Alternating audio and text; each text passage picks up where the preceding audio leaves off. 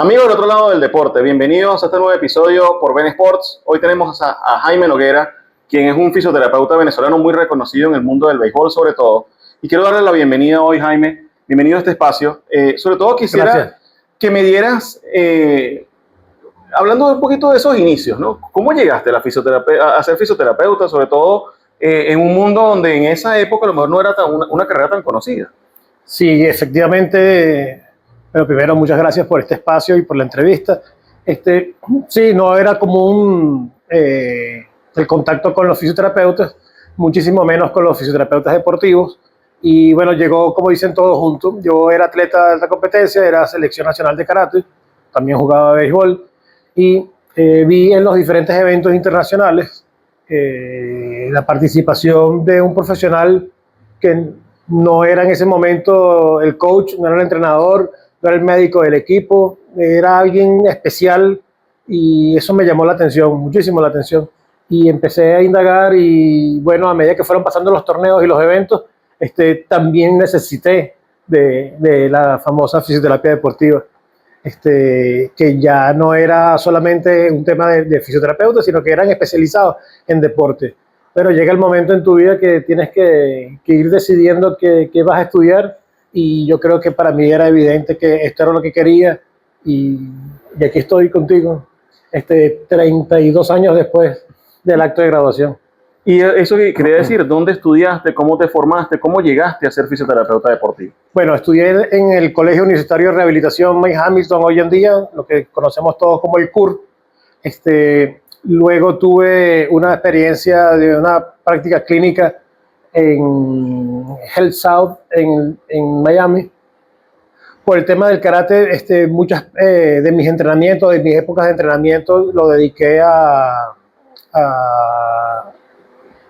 hacerlo en paralelo con el sitio donde estaba, donde estuviera concentrado en diferentes partes del mundo, con la universidad que estuviera ahí. Entonces tuve la oportunidad de hacer una pasantía en la Universidad Sorbonne en París, tuve la oportunidad de estudiar en la Universidad de Oxford, pero un campo que tiene en Cincinnati, Ohio, Columbus, Ohio. ¿Y qué estudiaste en ambas? En la rotación en Francia fue una rotación de 6 áreas, donde los franceses son muy famosos por el área de la destreza manual y sobre todo el área de trauma y deporte. Entonces, bueno, estaba como pez en el agua allí, aprendiendo mucho. Mi tutor, mi mentor allí era Jean-Denis Roland, que fue el jefe de rehabilitación del Mundial de Fútbol de Francia 98. En la Universidad de Oxford hice una especialidad en facilitación neuromuscular propioceptiva, que las siglas son FNP. La hice para atletas en miembro inferior y estudié artroquinética en la Universidad de Kanagawa en Japón, en Tokio, Japón. Ahora sí, si echamos la historia hacia atrás, la película hacia atrás, y el Jaime de hoy le tiene que dar una recomendación a ese Jaime que se quería formar, que le gustaba el deporte, que le gustaba el béisbol, que le gustaba el karate, ¿qué le diría? Si ese Jaime estuviera en el tiempo de hoy, le diría que sí, que lo hiciera, que no perdiera el tiempo. No quiere decir que lo perdí, pero siento que los muchachos hoy en día pierden muchísimo el tiempo. Voy a decir cosas que me van y que te van a delatar. Quizás los muchachos hoy en día no saben que es una fotocopia. Muchos de los estudiantes que intercambiaban conmigo o que vivíamos, teníamos que hacer cola en la biblioteca para sacar los libros. Si son 600 estudiantes y hay 6 libros, son 6 libros, es un libro por cada 100. Tenemos que sacar copias, subrayar copias, un montón de esfuerzos que había que hacer, que hoy en día no lo tienes que hacer porque en el teléfono lo tienes todo. Y mucho más allá de lo que tú quieras. Entonces, si tienes un teléfono medianamente, para decirlo, medianamente inteligente, tienes todo. Así que los profesionales de hoy en día deberían de ser muchísimo mejores y superiores a los de mi década y a la de la siguiente. Sabes que hablaba en una de las ediciones con un preparador de porteros que me decía que cuando él jugaba, porque fue portero profesional, no había preparador de portero. En tu caso, cuando llegaste al deporte profesional, que no era tan común el fisioterapeuta, o eras uno de los pioneros, ¿cómo era ese caso? No lo había. No había fisioterapeuta. En béisbol no había fisioterapeuta. En la Liga Venezolana de Béisbol no había fisioterapeuta. Este, ¿Y cómo se rehabilitaba un jugador? los jugadores que aquí se lesionaban, por supuesto que si eran operables se operaban, los médicos tenían su equipo, tenían su fisioterapeuta, pero fisioterapeutas especializados en deporte como tal no lo había, y por lo menos no en los equipos, estábamos algunos afuera, cada uno en su unidad, pero eran tiempos muy difíciles, ¿no? También había muchos que no se operaban aquí o que se operaban aquí y se iban para Estados Unidos para que su equipo se encargara de ellos, pues porque sí tenían sus especialistas allá en Estados Unidos. Y como éramos muy pocos aquí, también éramos poco reconocidos, los equipos preferían, si el pelotero decidía operarse aquí, decidían hacer la rehabilitación allá. Es que incluso recuerdo hablando con deportistas que no estoy hablando de hace 50 años, estamos hablando de hace 20 años, 30 años más o menos. Y que me decían, por ejemplo, incluso que el tema médico era diferente, incluso una cirugía de menisco, casi que te iban cortando el menisco para irlo reduciendo, no como ahora que te lo pueden coser, o sea, todo ha cambiado también. Sí, todo, absolutamente todo ha cambiado. Fíjate que hace unos 50 años, como tú dices, había dolores de cadera en deportistas que podías tratarlo de 20 maneras diferentes y nunca ibas a llegar a lo que es ahorita. No había esa tecnología. Hoy en día la resonancia magnética te permite ver exactamente dónde es el sitio de la lesión y por un método artroscópico puedes eliminar la lesión o reparar la lesión. Un ejemplo, ayer y hoy, el equipo con el que yo trabajo, el equipo de cirugía con el que trabajo en el Instituto Médico de la Floresta, operaron a pacientes en la primera hora de la mañana, 7 de la mañana. Yo ayer a las 4 de la tarde ese paciente estaba caminando, ya estaba de pie y estuvo de alta hoy. Igual esta mañana el equipo hizo una artroscopia de cadera, está ahorita en recuperación y ahorita que terminemos de aquí me voy para allá y lo paro, lo pongo a caminar en el pasillo, suben, bajan escaleras. Son cosas que hace 20 años no pasaba. Y hace 10 tampoco. Okay. Lo que ocurre es que tienes que estar al día, tienes que estar estudiando, tienes que mantenerte actualizado y bueno, no quiero ser fastidioso, pero los estudiantes hoy en día tienen todo ahí a la mano, lo tienen todo ahí al teléfono, a la computadora y no todo lo que se dice ahí es verdad, se necesita experiencia, buen rapport y buen contacto con el paciente y con los profesores y con los estudiantes y todo esto, pero el tema grueso de la información lo tienes ahí a la mano con tecnología y muchos no lo quieren hacer. Muy bien, vamos a hacer nuestra primera pausa aquí en otro lado del deporte. Les recuerdo suscribirse a nuestro canal de YouTube en Ben Sports y ya venimos con mucho más de Jaime Noguera.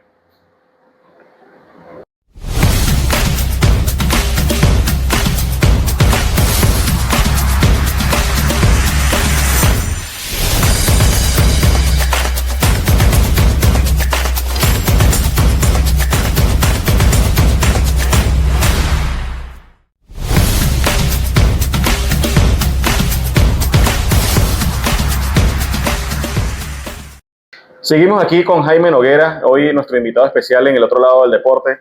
Jaime, ¿cómo llegas a los Leones del Caracas? La organización Cisneros compra Leones del Caracas y comienza la antigua... Perdón, ¿estamos hablando de qué año? 2000. Ok. 2001, si no me equivoco. Comienza la organización Cisneros a buscar su nuevo personal en las áreas que ya no lo tenía prediseñado.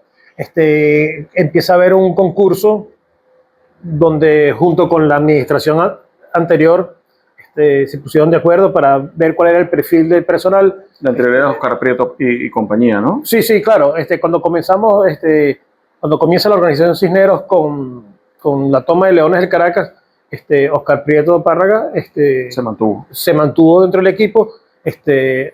Aprovecho para darle gracias a estas dos personas que me recibieron muy bien en el equipo, tanto Oscar Prieto, padre, un super tutor de cómo se deben de hacer las cosas. No por nada es Salón de la Fama. No es nada improvisado. No es improvisado. Y bueno, el señor Gustavo Cisneros, como llaman algunos, hasta mi padrino, pues, consejero, sí, la familia Cisneros le debo muchísimo de mi formación profesional y de mi educación. Y no tengo ningún problema en decirlo. Y prácticamente armaste ese equipo de kinesiólogos, fisioterapeutas, vamos a llamarlo así. ¿Por qué le llaman kinesiólogo en el béisbol? Porque es muy conocido el término de kinesiólogo en el sur del continente. Okay. Entonces, como es el término utilizado para el fisioterapeuta, sobre todo el fisioterapeuta deportivo, que usa Uruguay, Paraguay, Argentina, Chile, se entendía que el fisioterapeuta deportivo era el kinesiólogo. Okay. Y esto bueno, fíjate que hay organizaciones internacionales que dicen fisioterapia y kinesiología, que es el estudio del kine, que es el movimiento. Okay. Somos expertos en movimiento corporal humano y por ende, ese es lo que hacemos. Volviendo al tema de cómo se hace la selección, se hacen entrevistas a varios profesionales y bueno, al final quedé con esta responsabilidad. A los 2 años comienzo yo a estudiar gerencia en salud en la Universidad Católica Andrés Bello. Como había un grupo numeroso del Hospital Ortopédico Infantil, hacíamos las actividades ahí en el Ortopédico Infantil, pero llega la temporada de béisbol y se complica todo.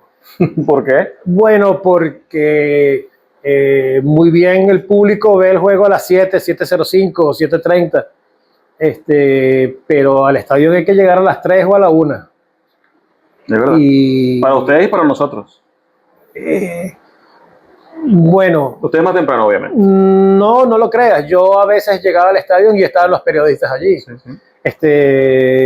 Veía, no voy a decir, porque no sé si se puede decir la marca, pero sí, había un canal de televisión, Meridiano Televisión, que tenía la unidad fuera del autobús y bueno, yo no sé a qué hora llegaba esa gente, pero yo llegaba a las 12 y ellos ya estaban, yo llegaba a las 3 y ya estaban. Sí, la móvil probablemente llega en la mañana porque tienes que montar todo el aparato. Aparte que en esa época es diferente al de ahora, ¿verdad? Las móviles son mucho más pequeñas. Claro, y millones de kilómetros de cables para allá y para acá, y protectores. Ahora no, ahora todo con esto se soluciona mucho más pequeño. Pero sí había el tema de la actividad de ustedes, los periodistas, con los peloteros, managers, gente que estaba ligada al béisbol. A nosotros los fisioterapeutas, algunos nos entrevistaron y bueno, un super ambiente. Y bueno, con respecto a lo de las clases se complicó y muy amablemente la dirigencia de Leones del Caracas me permitía los martes, jueves y algunos sábados que tenía clases, ausentarme en ese periodo de horas y salía de clase, o tenía clase en la Católica ya en Montalbán, la autopista directo para el estadio, complicadísimo entrar al estadio. Si era un Caracas La Guaira, un Caracas Magallanes, ¡buah! Imposible. ¿Por el balancín?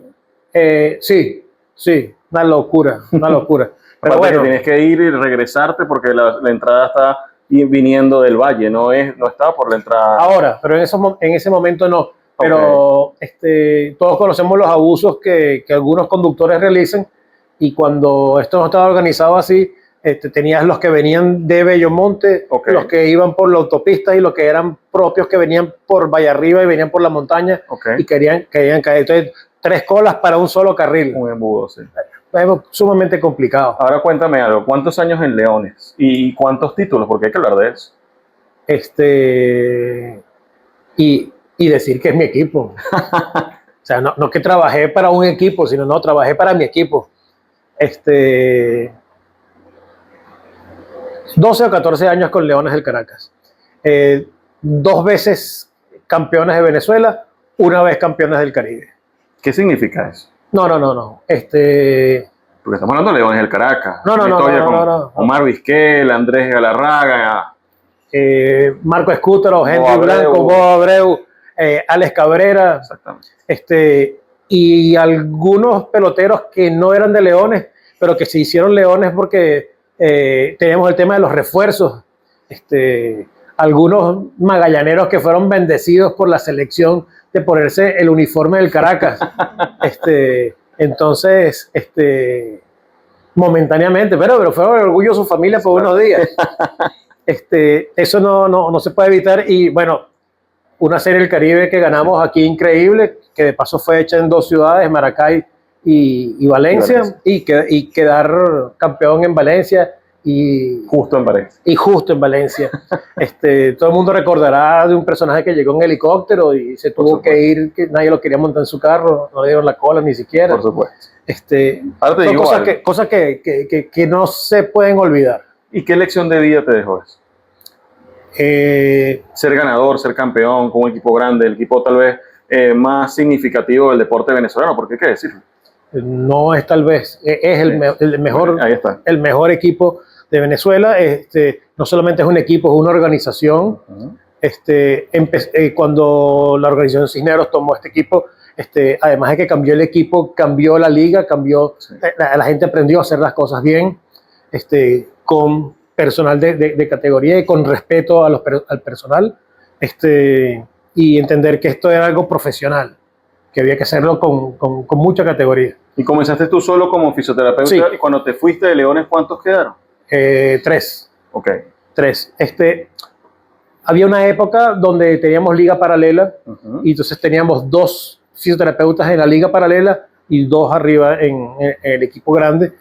Cuando yo me fui de Leones, y hoy en día todos los equipos profesionales de la liga tienen su fisioterapeuta, sé que jugadores de Grandes Ligas que tienen aquí en Venezuela tienen sus granjas o tienen sus campos de entrenamiento y sus espacios de desarrollo, tienen fisioterapeutas allí trabajando. Yo estoy muy contento de eso.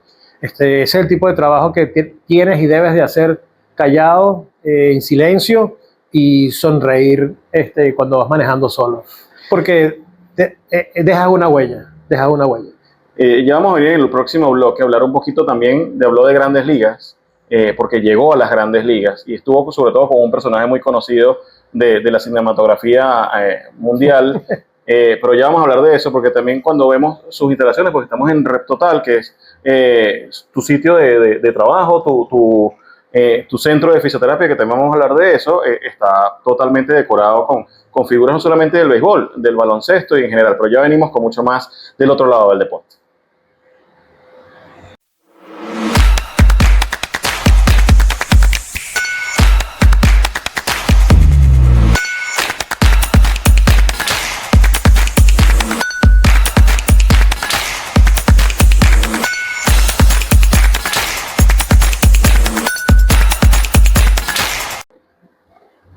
Vinimos al último bloque del otro lado del deporte con Jaime Noguera, un pionero en la fisioterapia deportiva venezolana e internacional, porque ahí es donde quiero ir.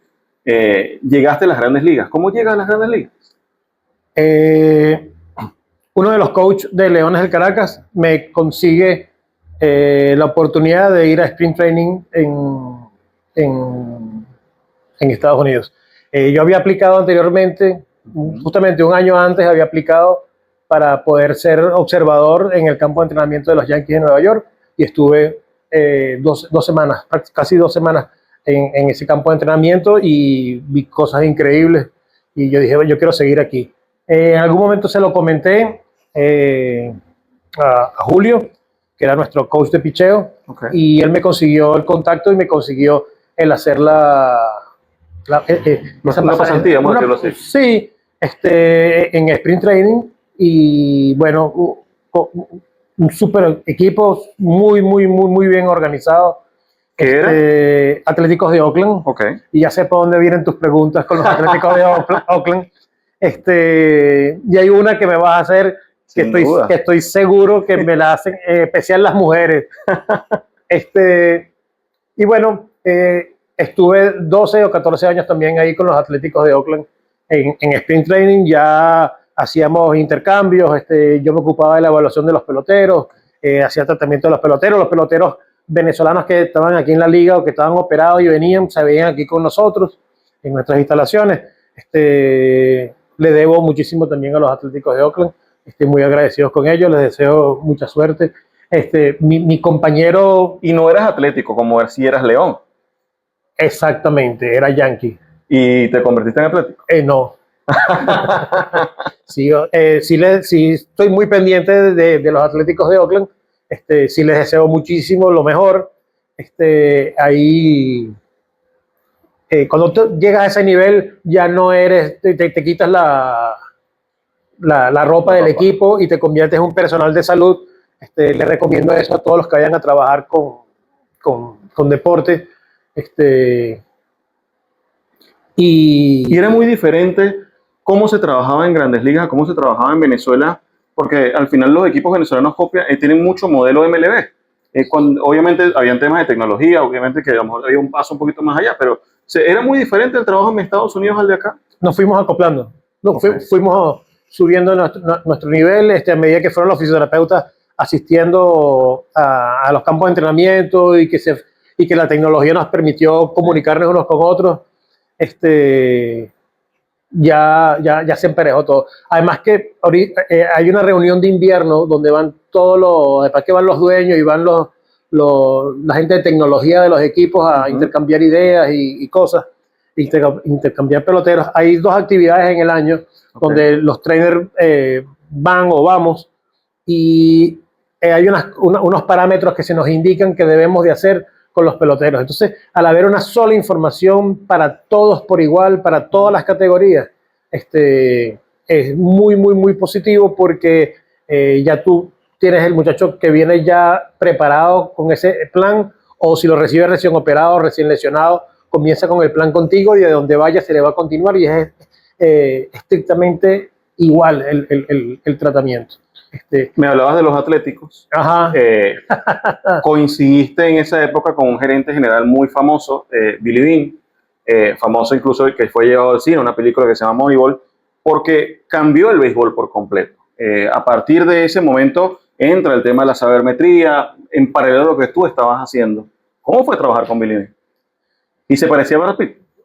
Esa es tu pregunta. La primera, voy a responder la última primero, en lo absoluto. Nada que ver con Brad Pitt. No tiene que ver. Pero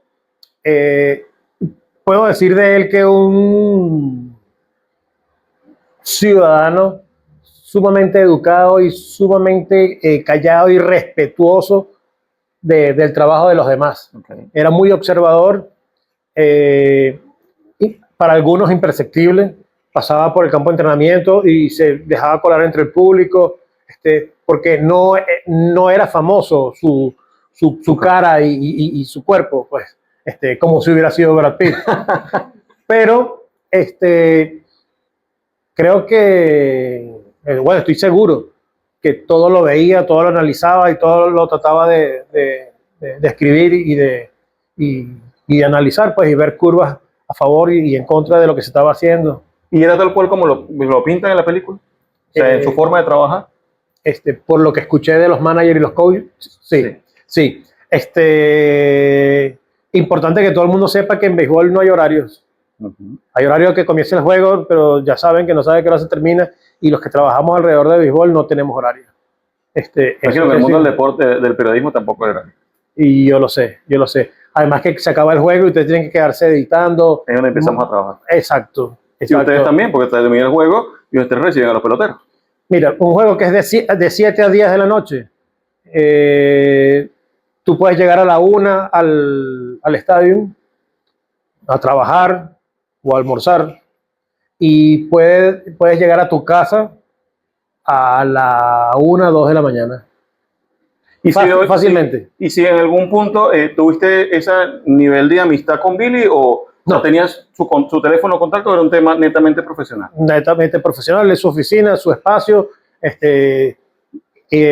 Siempre era raro que lo viera solo, siempre iba con alguien. No me acuerdo de la película cómo se llamaba el gordito, pero... Oye, sí, su asistente. Es verdad. Sí. Pero siempre se le veía que estaba con una actitud mental. Las pocas veces que lo vi, siempre lo vi que... Pero aunque lo viera poco, sí sabíamos que mucho de lo que nos iban cambiando todos los días y que íbamos a ver provenía de... Probablemente te iban a cambiar a ti los Yankees. No sabemos. No sabemos. Ahora te pregunto, hablando de Yankees, ¿cómo llegaste a la Casa Blanca? Wow. Porque aquí hay una foto con el presidente de los Estados Unidos. Sí, con el presidente de los Estados Unidos, con el número 49, creo que es. Ajá. Presidente de los Estados Unidos. Eso fue otra situación. Eso fue que El presidente venía a Venezuela a disfrutar de nuestros espacios naturales, Ok, pero tenía una lesión de tobillo. ok. Y no trajeron un fisioterapeuta en el avión, sino que buscaron uno y vieron las diferentes opciones, las diferentes alternativas. Y bueno, la embajada americana en ese momento me contactó y bueno, yo fui el que acompañó al presidente a un campamento, se llama Manaca, o se llamaba Manaca, en el Amazonas. Y mientras él no estaba pescando, yo le hacía tratamiento en el tobillo. Y esa experiencia de vida o cuando tú hablas con tu familia, hablas con tus amigos, oye, eso no es normal para una persona, un ciudadano normal, un fisioterapeuta normal. Ni siquiera para los fisioterapeutas americanos. Además, Es fácil de llegar. ¿cómo te sentiste? O sea, ¿cómo lo ves Halagado, hoy? halagado. Yo supongo que todas las personas que nos están viendo, de alguna u otra forma, creen en alguien. Yo creo que el ateo perfecto no existe. Porque en el momento que la situación aprieta, en algo creen, a alguien le piden. Yo creo que eso es una forma de premio. Cuando tú haces las cosas bien, cuando tú eres bueno, cuando particularmente haces las cosas de buena voluntad, de una u otra forma, por algún lado te viene un premio, que no, el premio no es que atiendas al presidente de los Estados Unidos, sino que tú como profesional seas reconocido, eso sí es el premio. Y cómo está, cuál es el camino o cómo se conduce el premio. Bueno, usted va a atender al presidente de los Estados Unidos fuera de, de su En ese país. país. Ahora, También he atendido a 3 presidentes venezolanos. además, ¿a quiénes? Wow. ¿Lo puedes decir? Puedo decir que los 3 están muertos. Ah, ok. ¿Y lesiones muy complicadas o similares como la? No, uno fue una mano, Okay. un presidente que se llamó como yo, Ajá. un presidente que comía torontos, Ok. también un tema en un tobillo, Ok. y un presidente que caminaba mucho, mucho, y fue presidente 2 veces. Y levantar los brazos. Exacto, y saltaba charcos, una rodilla. Y Ok. le gustaba saltar los charcos y vestido de blanco. Exactamente. Ahora bien, por último, hablabas un poquito de hacer lo que te gusta, de que te quede esa enseñanza de vida. Eso es lo que transmites aquí en Rep Total, porque cuando vemos las paredes con atletas de todos los ámbitos, mira, puedo describirles: Pepito Romero, Alex Cabrera, el Kid Rodríguez, Tony Armas, Omar Vizquel, Roberto Alomar, por ahí está también Alex Rodríguez. ¿Eso es lo que transmites aquí? ¿Eso es lo que buscas? ¿Ese es tu sueño? Estos son como trofeos, son camisas originales de ellos, firmados por ellos. Esto es una forma, cuando yo llego aquí, de ver que lo he venido haciendo bien, pero que definitivamente me queda tiempo y me queda espacio para hacer las cosas mejor. Me gusta cuando los estudiantes vienen aquí y ven todo esto, vean que sí se puede, que sí se llega, que sí se logra. Como ves, no soy verde, no tengo Bluetooth, no tengo nada. Y en todas partes del mundo donde voy, que doy conferencias y corrijo congresos, talleres, trabajos, que la gente entienda que no tiene que ser de habla inglesa, que tú puedes llegar no es un poco grosero decir que a donde tú quieras, pero tú te puedes hacer el camino y si te portas bien puede ser que venga la magia y te ayude. Pero siempre con trabajo y formación. No cualquiera llega sin estudiar. No. Hay gente disciplinada, hay gente estudiada y hay gente correcta que no llega. Imagínate si no cumples con esos requerimientos. Yo no digo que es suerte, pero bueno, hay un biombo donde sales y un dicho iba a decir de viejas, pero bueno, ya lo dije, que dice que dinero llama dinero, ¿no? Yo creo que aquí éxito llama a éxito. Y yo creo que aquí muchos pacientes que de cierta edad en adelante que llegan y ven esto, sienten que está garantizado su tratamiento, que mi equipo es un equipo fuerte, que es un equipo con conocimientos, que de paso tiene a quien preguntarle y que es referencia mundial en esta área. Y bueno, a mí me gusta mucho la competencia, el reto, y le digo a los pacientes y le digo a los estudiantes que cuando yo no sepa, le voy a decir no sé, pero yo soy el primero que va a averiguar y se los va a decir. Entonces no puedo decir que en esto me las sé todas, pero sí sé mucho, sí sé bastante y trato de hacer lo mejor que puedo. Como también te quiero dejar claro, por ejemplo, yo no atiendo niños, Ok, a menos que sean niños atletas, ok. pero niños con ciertas discapacidades que presentan y que tienen, no los atiendo. Y muchos de los grandes ligas se molestan conmigo, se molestaban conmigo. No, pero es que yo creo que tú lo veas. Pero es que yo no soy el indicado para eso. Hay alguien del equipo. No, pero que yo creo que seas tú. Es que yo no sé de eso. Es un poco difícil y hay que aprender a confiar también. Y esta profesión es mucho de confianza. Mucho de confianza. En el buen sentido de la palabra, yo le digo a los estudiantes que el paciente viene y se desnuda ante ti, y no es un tema de quitarte la ropa, sino que verbalmente te dice, me pasa esto, esto y esto, me ocurre esto, esto y esto, tal me quiere, tal no me quiere, tal quiere de mí, tal me está quitando, quiero quitarme esto, quiero quitarme aquello, quiero sumarle tal cosa a mi vida, porque, ¿no? y te conviertes en amigo, en psiquiatra, en psicólogo, en fisioterapeuta, en todo. Habías hablado de lo que está alrededor. Tengo también una pared de los famosos, Ahí lo vamos a mostrar. donde tengo también a Pavel, el bajista de Caramelo de Cianuro, todavía Reinaldo Armas, a Antonio Díaz, cinco veces campeón, Gloria del Deporte, 5 veces campeón del mundo, amigo de la casa, amigo mío, compañero de equipo de karate. Está Andrés Madera, de los 3 atletas de karate de Venezuela, 2 están firmando esa pared. Está Jorge Salazar, que fue número 1 del mundo. Y ¿puedo hablar de la fecha de hoy? Sí, claro. Sí, bueno, entonces te digo que hoy en la mañana ganó 6 rondas de combate, y va el domingo a la final, en la Serie A, o no, en la Premier League, que está haciéndose en China. Así que ella es por la lesión que tuvo en la rodilla y se recuperó aquí. Ya era número 1 del mundo, por faltar a las competencias llegó a ser el número 7 o 9 y llegó al 7 porque ganó el Open de Roma. Okay. Y no sé cuántos puntos le va a dar este evento, pero creo que podría llegar entre las primeras 3, por no decir que la primera, pero sume ahí. Te tienen una primicia. Sí. Jaime, un placer, de verdad. No, para mí. Más bien quisiéramos más tiempo poder conversar contigo, porque por cada frase que nos dejas una enseñanza. Es un pionero en la fisioterapia venezolana, Jaime Noguera, y de verdad las puertas del otro lado del deporte y Venesport siempre están abiertas para ti. Muchas gracias, muchas gracias. Lo acabas de decir tú. Señores, valioso el tiempo, no lo pierdan. Inviértanlo en educación, en entretenimiento sano, y que sea parte bien merecido, pero fórmense, ayuden, comuniquen, Gracias. pero no pierdan el tiempo. Listo, buenísimo. Gracias, Jaime, y gracias a ustedes por acompañarnos. Nos vemos en una próxima ocasión.